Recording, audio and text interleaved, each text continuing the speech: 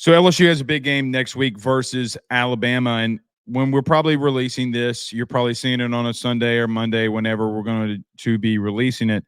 But we've kind of given a brief look into Alabama. But now that we're going to be in game week, so once Sunday gets here, once Saturday's games are over, it's LSU versus Alabama. Look, this game has been for over 2 decades the pinnacle of what the SEC puts out. Every year, that the teams that are going to probably produce some of the most draft picks are going to be Alabama and LSU. It's going to be a NFL light game.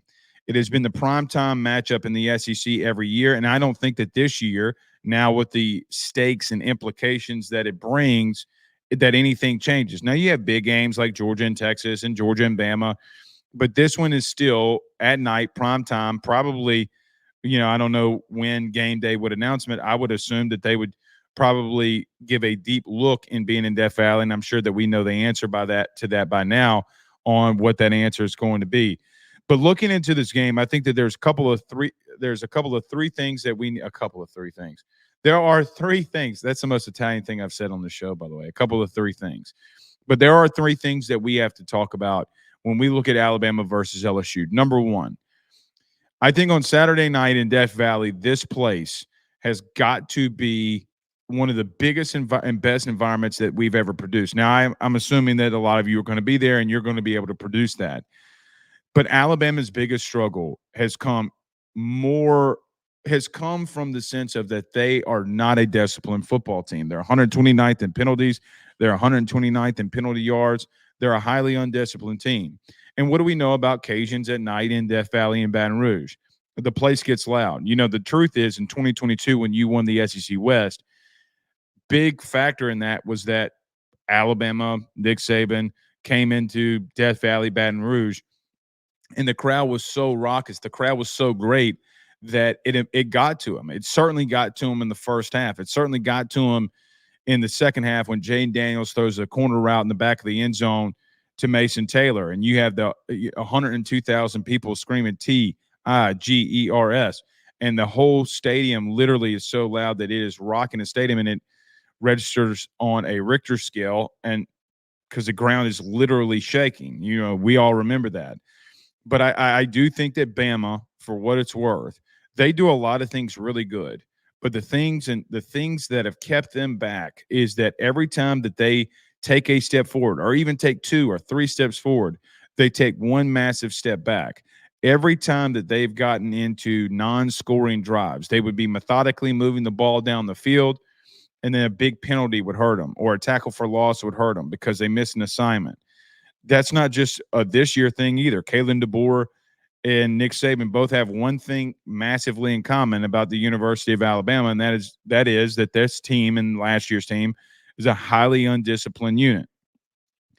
But with that being said, even though that Bama is 129th in penalties, when you're a team like Alabama and your playoff hopes and your playoff dreams are on the line, how much are these players refocusing in a bye week? I don't know. I legitimately don't know. What I do know is that when you get 18 to 22-year-old young men that have one goal and one common thing that they're trying to do, and it's on both sides, how do you overcome something like not having penalties?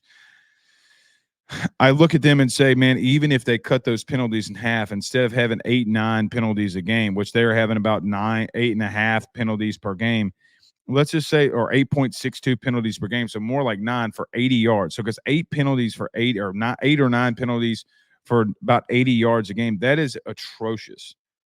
Because they say that every 100 yards you should have about probably 10 points, right? 7 to 10 points. That's what Bama is giving up in the current moment because of all of these penalties.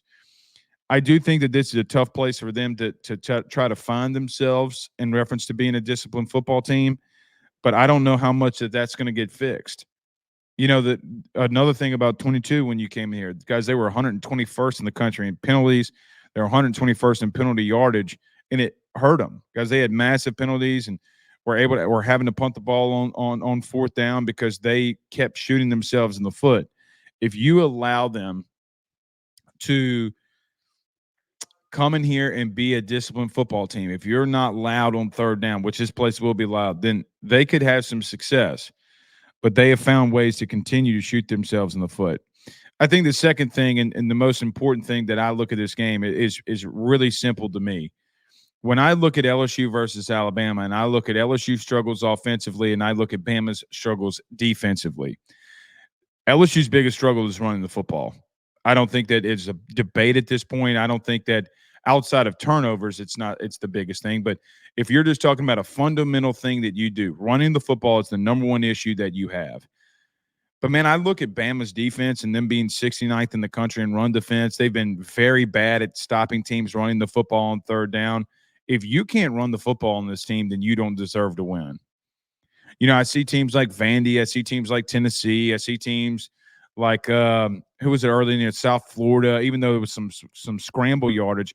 But I see the second half versus Georgia. If you can't line up and run the football on a team that's 69th in the country in run defense, then you just don't deserve to win football games. You certainly don't deserve to make the playoff and win this one.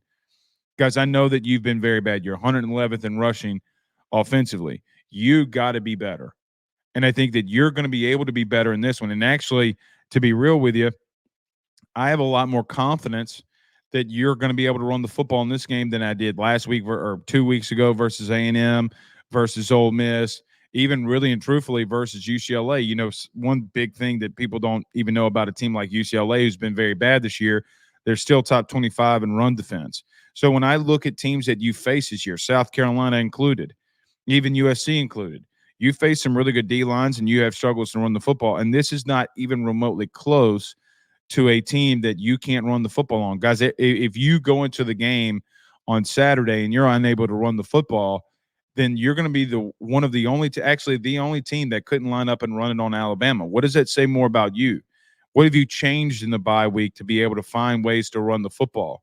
This game is not difficult. You come into these shows and you watch us and we talk about all these complex things, at least what we think is complex, X's and O's.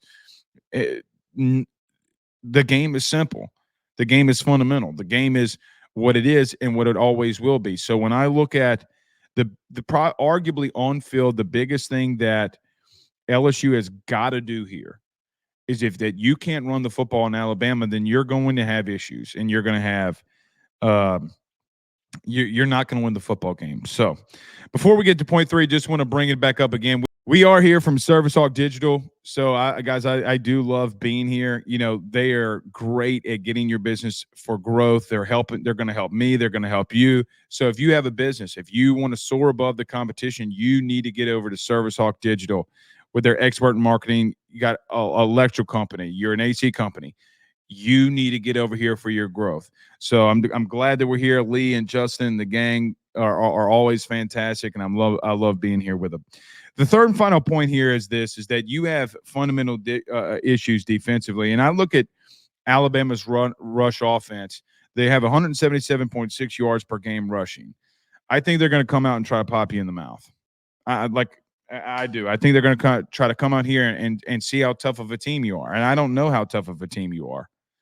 I think that when you look at LSU, one thing in the building and the tradition since 2000 of LSU versus now is pretty simple. Is you used to be such a tough football team. When you got off the bus, teams were like, man, we might win the game, but what are we going to have to give up? Because this is going to be a tough unit that we have to face. Look, Alabama's going to try to run the football on you. I fully believe that. Justin Sainz, Jam Miller, Jalen Milroe, all coming off a bye week, getting healthier. How do they do that? So, look, they're around 45th in the country in rushing offense, and you're around 45th in the country in rushing defense. So both units are pretty even when it comes to them wanting to run the ball versus you wanting to stop it. The biggest question that I have in this one is who's going to make the big play? Defensively, who's going to make the big play? Are you fundamentally sound? I do think that you have the players that you can stop them. I do think that you have the players that can ultimately win you this football game. What I don't know is if Alabama comes in here and they run the ball, if over a 4-quarter game that you're able to stop them. I don't know that, because right now when I look at teams that have a dual threat quarterback, a true dual threat quarterback. You have not been able to stop them. Whether it's this year, whether it's last year, even Jackson Dart was able to get some yards on you on the ground, especially in the fourth quarter until you made a big stop on him. And then he made a very crucial decision and the ball got turned over. Outside of that, guys, if they lined up and run the ball right at you and he ran the ball right at you, guys, you didn't stop him. He had a run of I'm looking at it right here: 16 yards, 17 yards, 17 yards, 15 yards. I mean, what are we discussing? So every time that you have had a guy that can move at quarterback, you have not been able to stop them effectively. What does Alabama come out and try to do that with Milroe? I think is going to be a big question. So we'll see. So this week, if you're watching it on Monday, Sunday, this week we'll be back at Service Hawk Digital for these short segments. We might even do a live show from here. Maybe we even do a post game. Who knows? So do us a favor. Go like them over at Facebook. Go like them over at Instagram. They're on Twitter as well. I think Service Hawk 1. So we're tagging them in all our stuff. Go give them a review. Go give them that 5-star review. Do your boy a favor. Give them a 5-star review. So I appreciate everybody being here. Don't forget to hit the like, subscribe, notification bell. We went over 500,000 on YouTube last month. So you need to continue to hit that like, subscribe. A lot of you watching are not subscribed yet. Go over to the audio podcast, rate, review, and subscribe there as well. Thank you for coming inside of this segment. We'll see y'all soon. Peace.